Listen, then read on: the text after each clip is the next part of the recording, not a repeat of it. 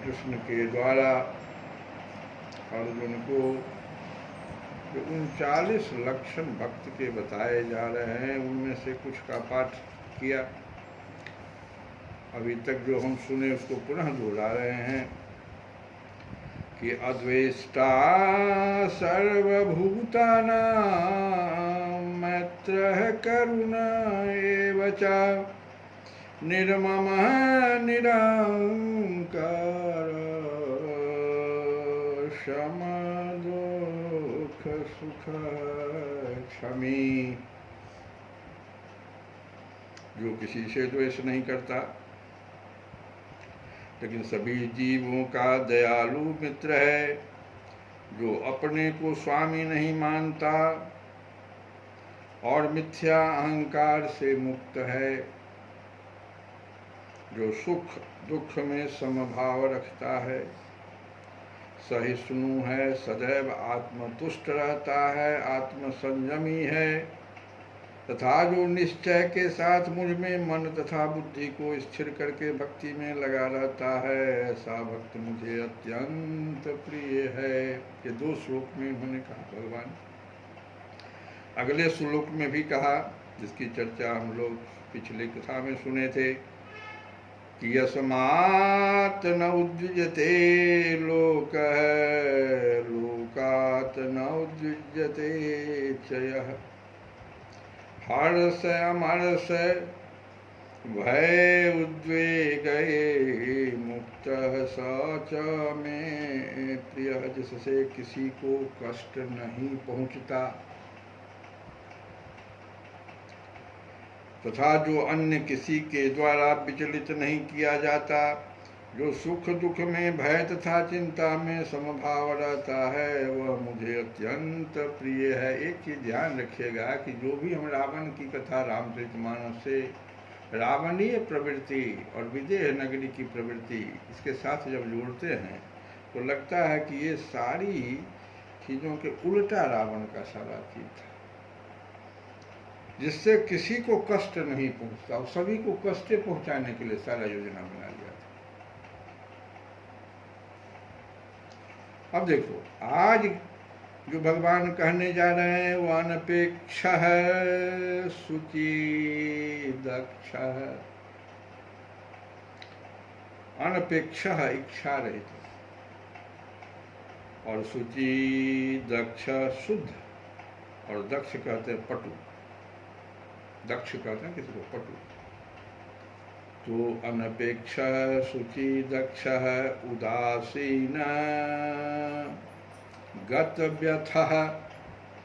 गत व्यथः माने सारे कष्टों से मुक्त।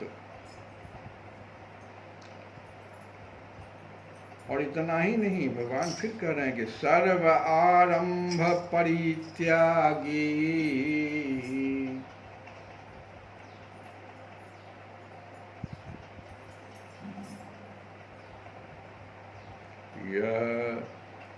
मत भक्त सौमे प्रिय। सर्व आरंभ समस्त प्रयत्नों का परित्याग करने वाला। मेरा ऐसा भक्त जो सामान्य कार्यकलापों पर आश्रित नहीं है, जो शुद्ध है, दक्ष है, चिंता रहित है, समस्त कष्टों से रहित है और किसी फल के लिए प्रयत्नशील नहीं रहता, मुझे अतिशय प्रिय है। भक्त को धन दिया जा सकता है किंतु उसे धन अर्जित करने के लिए संघर्ष नहीं करना चाहिए। भगवत कृपा से यदि उसे स्वयं धन की प्राप्ति हो तो वह उद्विग्न नहीं होता। स्वाभाविक है कि भक्त दिन भर में 2 बार स्नान करता है और भक्ति के लिए प्रातः काल जल्दी उठता है। इस प्रकार वह बाहर तथा भीतर से स्वच्छ रहता है। भक्त सदैव दक्ष होता है क्योंकि वह जीवन के समस्त कार्यकलापों के सार को जानता है और प्रामाणिक शास्त्रों में दृढ़ विश्वास रखता है। भक्त कभी किसी दल में भाग नहीं लेता, अतः वह चिंता मुक्त रहता है। समस्त उपाधियों से मुक्त होने के कारण कभी व्यथित नहीं होता। वह जानता है कि उसका शरीर एक उपाधि है सभी उपाधियों से रहित का मतलब यहाँ पर ये है, शरीर भी एक उपाधि आपको मिला हुआ है। किसी को कुत्ते का शरीर है, किसी को पशु पक्षी कीट पतंग, ये सब उपाधि है। जैसे नौकरी पेशा में उपाधि। तो भक्त यह जानता है कि ये शरीर भी एक उपाधि है, अतः शारीरिक कष्टों के आने पर वह मुक्त रहता है। शुद्ध भक्त कभी भी ऐसी किसी वस्तु के लिए प्रयास नहीं करता जो भक्ति के नियमों के प्रतिकूल हो। उदाहरण के लिए किसी विशाल भवन को बनवाने में काफी शक्ति लगती है, अतएव वह कभी ऐसे कार्य में हाथ नहीं लगाता जिससे उसकी भक्ति में प्रगति न होती हो। वह भगवान के लिए मंदिर का निर्माण करा सकता है और उसके लिए वह सभी प्रकार की चिंताएं उठा सकता है, लेकिन वह अपने परिवार वालों के लिए बड़ा सा मकान नहीं बनाता। भगवान के लिए कर सकता है। तो ये जो भगवान का है कि ऐसा जो भक्त है, जो अनपेक्ष, शुचिदक्ष, उदासीन, गतव्यथ, सर्व आरंभ परित्यागी, मत भक्त स मे प्रिय। हम लोग इसको और आगे कल बढ़ाएंगे। अभी रामचरितमानस से ही थोड़ा सा समझे। यहाँ पर हम लोग रुके हुए थे कि रावणीय दृष्टिकोण है, सीता जिसके पास है वही ईश्वर है, अर्थात जिसके पास शक्ति है वही ईश्वर है। अतः किसी प्रकार से हमको छल बल कल किसी भी प्रकार से सीता जी को प्राप्त कर लेना, हमने शक्ति को प्राप्त कर लेना, ये रावणीय दृष्टिकोण है।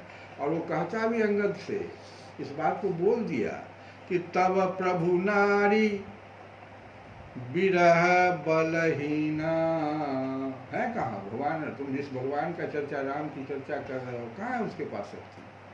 तब प्रभु नारी विरह बलहीना, तो मेरे पास है।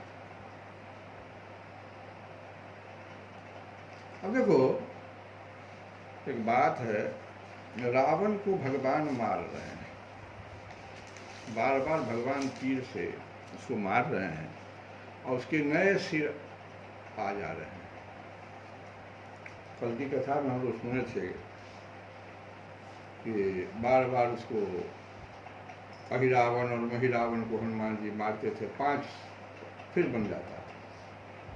तो आज जो है रावण को ही भगवान मार रहे हैं, तो शक्ति चुराए हुए, लेकिन बार बार नया सिर उसका आ जा रहा है। भगवान बड़ा सोच में पड़ गए हैं कि क्यों ऐसा है।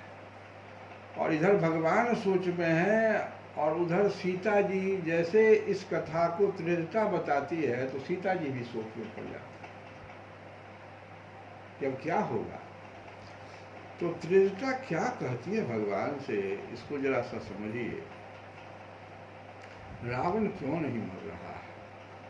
रावण जो है मूर्तिमान मोह है, जैसे हम कहे थे लक्ष्मण जी मूर्तिमान वैराग्य है, वैसे ही रावण जो है वह मूर्तिमान मोह है। मोह जो है मूर्ति का रूप धारण कर लिया हो।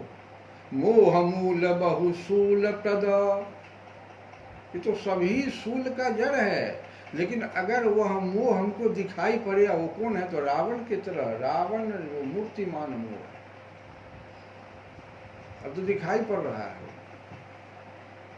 उसको मिटाना है। तो मोह मिटाने के लिए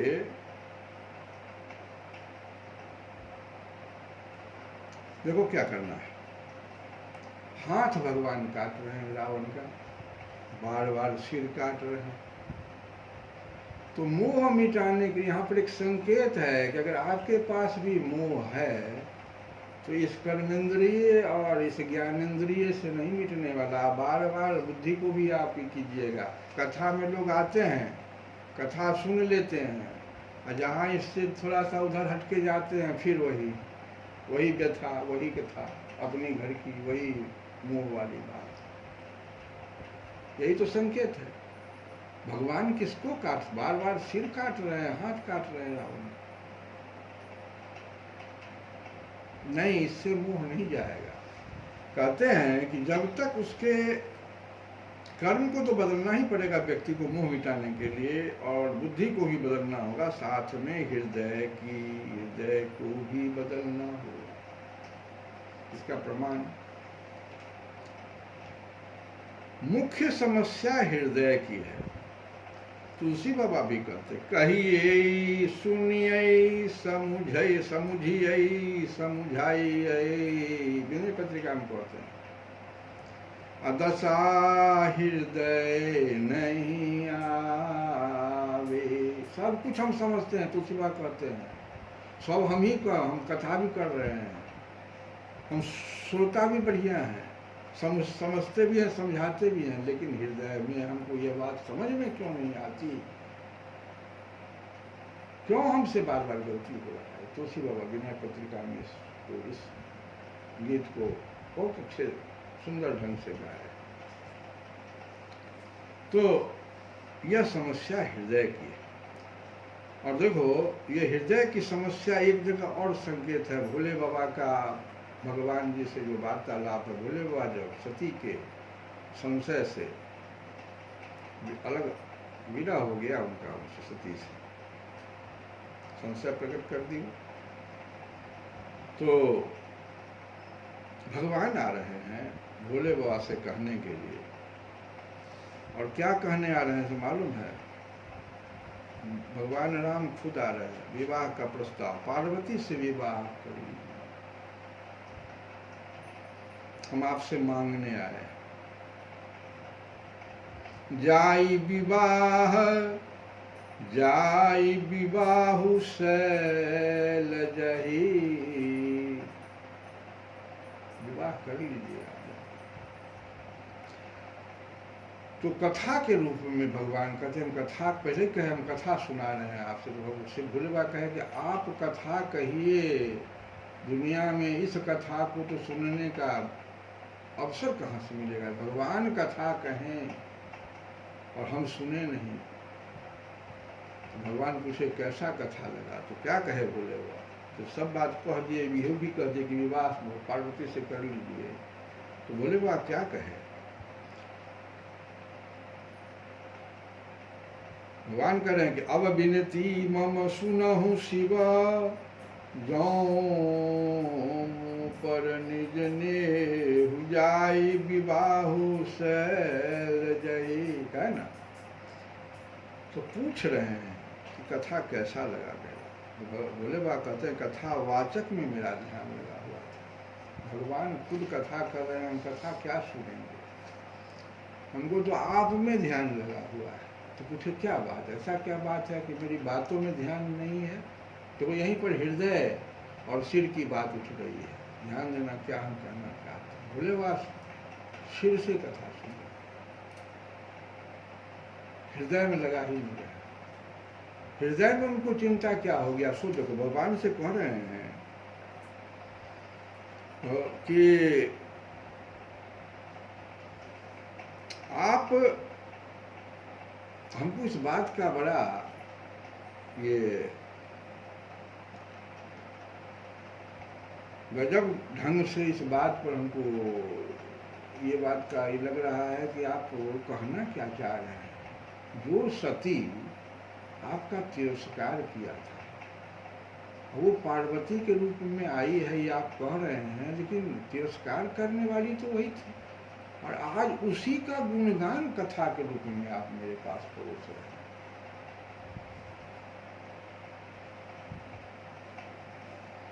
तो भगवान कहे कि आज्ञा अगर मेरी मानना है तो सिर पर नहीं रखो, हृदय में रखो, क्योंकि सिर पर तुम्हारे गंगा जी हैं।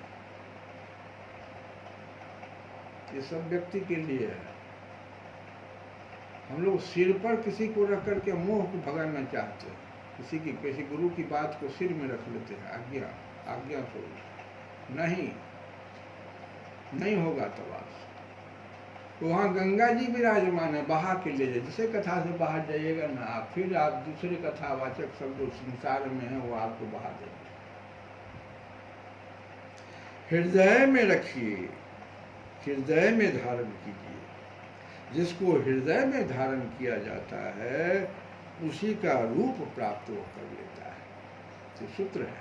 और रावण का देखो, रावण सीता जी को क्यों रावण ये तुम्हारा त्रिजटा जो है सीता जी से कह। और भगवान राम भी इस बात को समझ रहे हैं कि रावण बहुत एकाग्र हो जाता है कभी कभी, महान ध्यानी है, और ध्यानावस्था में वो सीता जी को ध्यान में रखता है, और सीता जी को ध्यान में रखने पर वो सीता हो जाता है, वो राम हो जाता, सीता राम हो जाता है। और कहते हैं भगवान कि सिया राम मैं सब जग जानी, वहीं पर तो सारा संसार बसा हुआ है।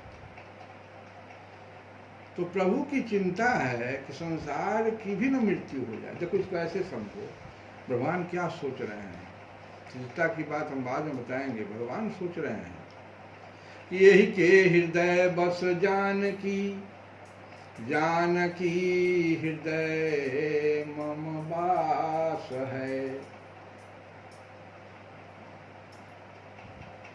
कोई परमाणु बम लेकर के कोई व्यक्ति खड़ा हो जाए और रावण की स्थिति हुई, तो हम कैसे उस व्यक्ति को मारेंगे? ये प्रश्न है। परमाणु बम को अलग करने का कोई साधन नहीं, उसको अलग कर दें तब उस व्यक्ति को मार दें। यहाँ तो सवाल है कि उसको मारेंगे परमाणु बम, सारे संसार का लय हो जाए। यही प्रश्न है कि यही के हृदय बस जानकी, इसके हृदय में निरंतर जानकी का निवास हो गया, ध्यान में, एकाग्रता में। और जानकी हृदय मम वास है, और जिसका ये ध्यान कर रहा है उसके हृदय में हम वास कर रहे हैं, सिया राम हमें।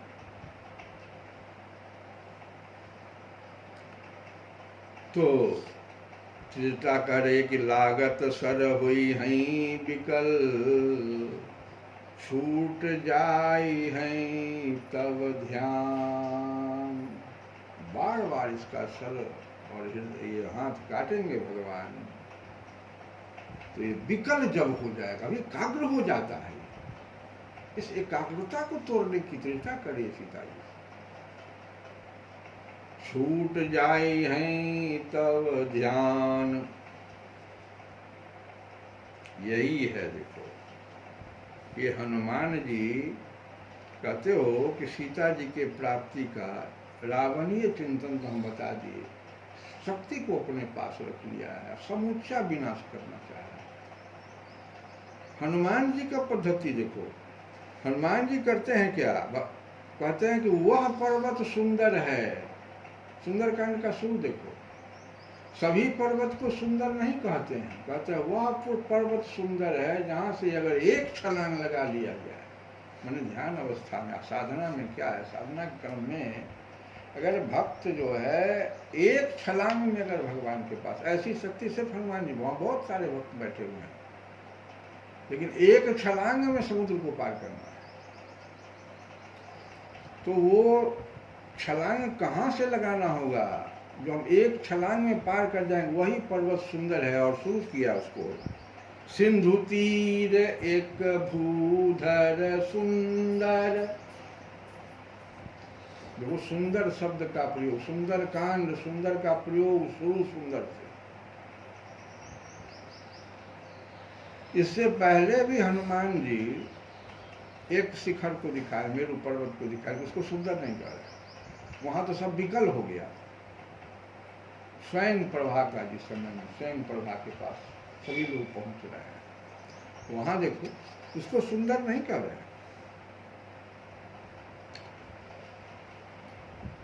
तो जिस पर्वत पर चढ़कर छलांग लगाकर सीता जी के पास पहुंच जाए वही सुंदर है। और मन के जंगल में संदेह हो जाए। दो सूत्र यहाँ पर, एक तो ऐसे पर्वत से छलांग लगाना है साधना में जहाँ संदेह न उत्पन्न हो रहा, कोई संशय नहीं उत्पन्न कर रहा, क्योंकि संशय विपिन अनल सुर रंजन, संदेह ही तो जंगल है जहाँ सती जी दंडकारण्य में संशय हो गया और किस अवस्था को प्राप्त करेगा। भोले बाबा से कह रहे हैं कि आप भी चलिए ना हमारे साथ, जिनको आपने प्रणाम किया था, संशय लिए हुए। भोले बाबा ने कहा कि नहीं, हम विश्वास के नीचे बैठ जाते हैं। तब लगी बैठी अहूँ बट छाही, जब लगी तुम अहूँ मोहि पाही।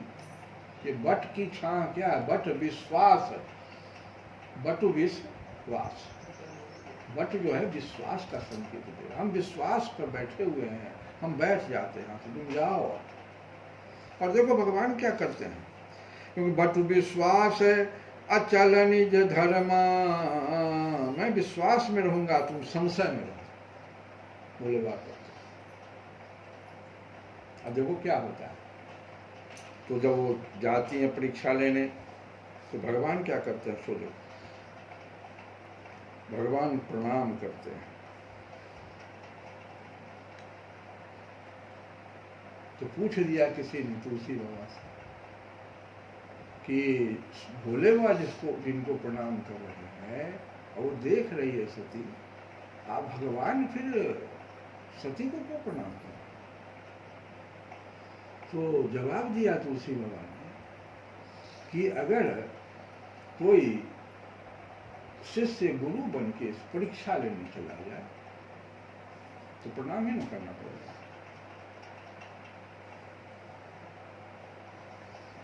वो तो परीक्षा लेने जा रही है ना कि भगवान है कि नहीं है, उनको ही प्रणाम किया ही नहीं।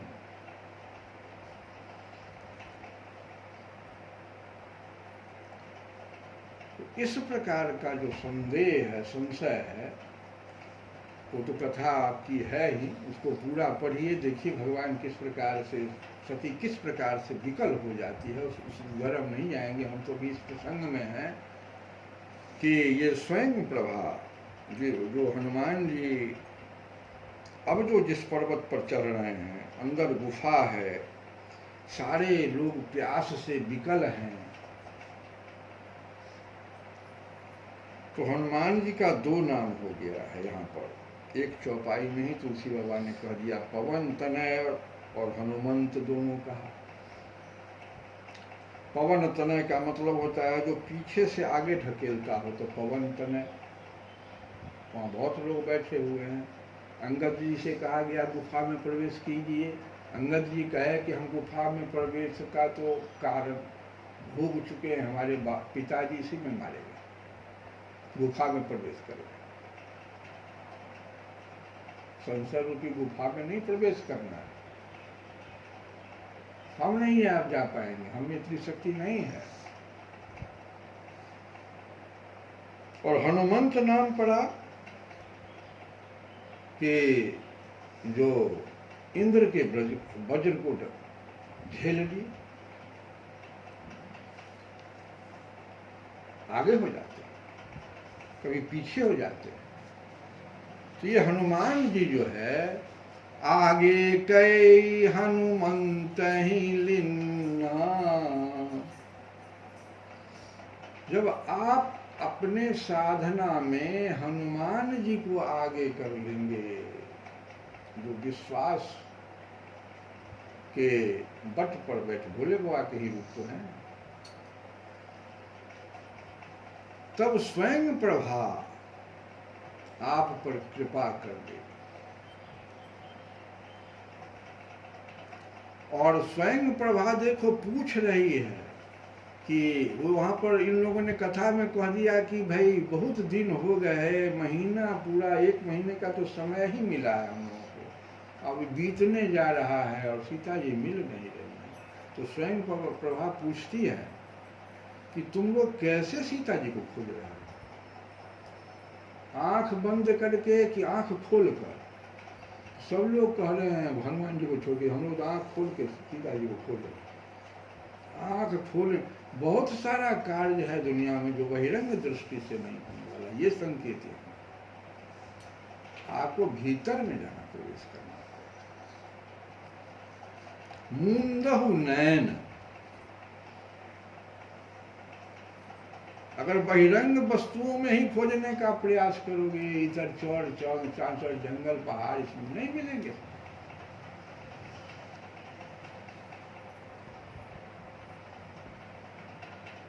अंतर्मुखी होइए, आंख बंद करने का ये मतलब। मूंदहु नयन, गिरी, देखो, लागी तृषा अतिशय अकुलाने, मिलाई न जल धन गहन भुलाने, मन हनुमान किन्ह अनुमाना, मरण चहत सब बिनु जल पाना। ये हालत हो गई थी सब। चढ़ी गिरी शिखर चहु दिशि देखा, भूमि विवर एक कौतुक देखा, कौतुक पेखा। गिरि तय उतरि पवन सुत आवा, सब कहूँ लै सोई विवर दिखावा। आगे कहे हनुमंत ही लिन्ना, पैठे विवर विलंबुन किन्ना। हनुमंत ही यहाँ पर दे दिया तुलसी विवाद, यही आगे कहे, वो वज्र वही बर्दाश्त कर सकते हैं। स्वयं प्रभा कहती है कि मूदहु नयन विवर तजि जाहु, अपैहु सीत ही जनि पछिताहु। सीता जी को प्राप्त करने का एक ही रास्ता है कि तपस्विनी से सहायता लेने के लिए हनुमान जी का संकेत है। यह तपस्विनी कौन है? तो गुरु तो ही तपस्विनी होता है, जिसके पास प्रकाश है। स्वयं प्रभा, नाम देखो ना,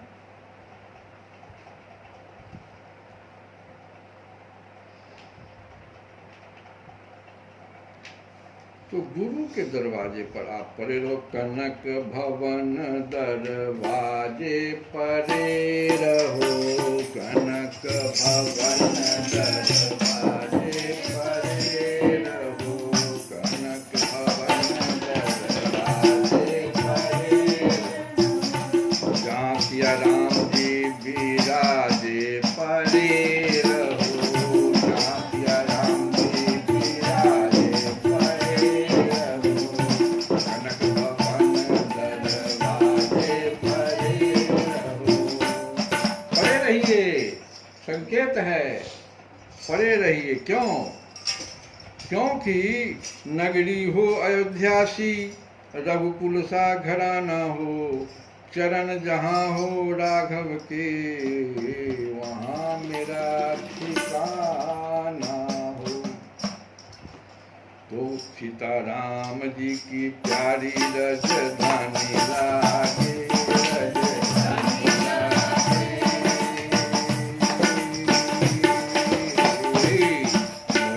मीठो मीठो सरजू जी को पानी लागे, मोहे मीठो मीठो सरजू जी को पानी लागे, मोहे मीठो मीठो सरजू जी को पानी लागे, मोहे मीठो मीठो सरजू जी को पानी लागे।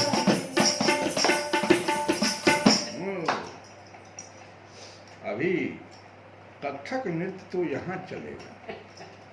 तो सीताराम जी की प्यारी रजधानी लागे, रजधानी लागे, मोहे मीठो मीठो सरजू जी के पानी लागे, मोहे मीठो मीठो सरजू जी के पानी लागे।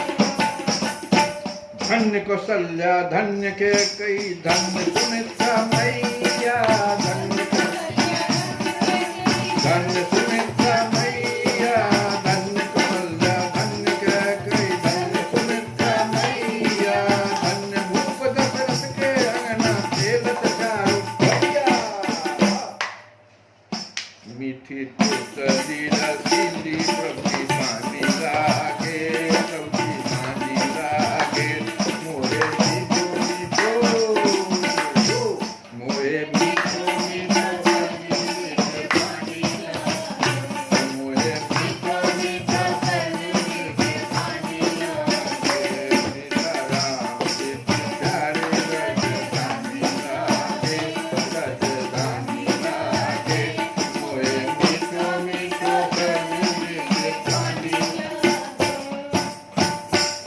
हे सहज सुहावन जन्मभूमि श्री रघुवर राम लला की श्री रघुवर राम लला की जानकी महल सुना सुंदर जानकी महल सुंदर सोला लक्ष्मण चित की लागी लक्ष्मण चित की लागी यहाँ के कन कन से प्रीति यहाँ के कन कन से प्रीति पुरानी लागे ओ पुरानी लागे ओ पुरानी लागे मोरे मीठो मीठो पानी लागे सीताराम के प्यारी